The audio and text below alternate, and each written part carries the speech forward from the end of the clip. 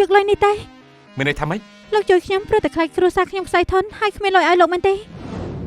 ចាប់ពីពេលនេះវ័យគឺជាគូដណ្ដឹងរបស់ឯងហើយម៉ាកំពុងតែនិយាយស្អីហ្នឹងខ្ញុំនឹងមិនស៊ឺគឺជាមើលព័ត៌មានទៅណាពេលនេះគ្រួសារមីបានខ្សែធនហើយប៉ាម៉ាក់កំពុងតែត្រៀមហោះទៅបរទេសមិននឹងអាចភ្ជាប់ពាក្យជាមួយនាងគ្រួសាររបស់ខ្ញុំខ្សែធនទេកុំបារម្ភអីបងមិនទុកអូនចោលទេបងមិនភ្ជាប់ពីឡើយតោះទៅល្អម៉ាក់បានចិញ្ចឹមឯងធំប៉ុណ្ណេះហើយតែឯងបែរជារើសយកការបញ្ចប់ជាមួយម៉ាក់បែបនេះហេតុអីទៅម៉ាក់យ៉ាងម៉េចហ្នឹង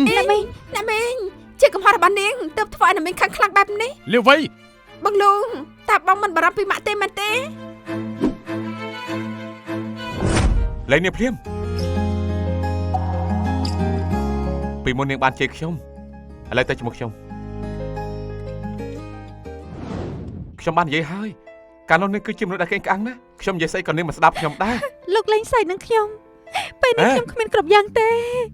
អាយ៉ាឈប់យំទៅអូមកខ្ញុំនាំនាងទៅកន្លែងមួយ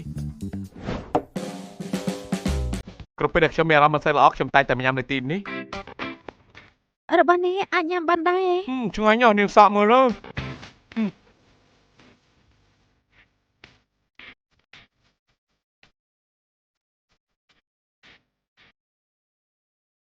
ចង់សើមិនត្រូវការទេលោកចង់ឲ្យខ្ញុំខ្លួនឯងទេតែចង់ប៉ុណ្ណឹងបានហើយនៅណានាង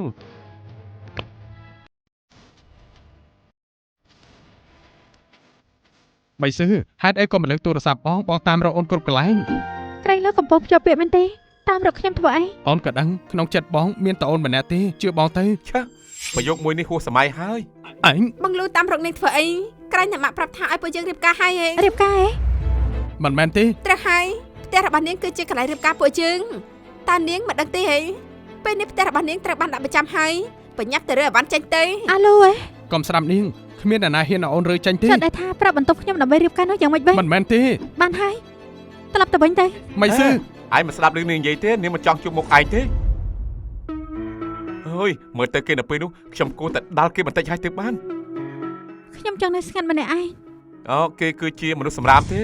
ខ្ញុំនិយាយឲ្យថាចង់នៅម្នាក់ឯងម្យ៉ាងទៀតលោកក៏មិនស្គាល់គេដែរហេតុអីក៏ហ៊ានហៅគេថាសម្រាមណានាង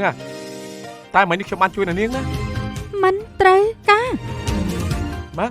សាច់នាងចុះអ្នកនាងផ្ទះឯលោកម្ចាស់បន្សល់ឲ្យអ្នកនាងគឺផាតនេះផ្ទះលេខ86អ្នកនាងគួរតែរើទៅស្នាក់នៅទីនោះមើលតែពួកយើងលេខបានជួបគ្នាទៀតហើយគឺជាទីនេះហើយ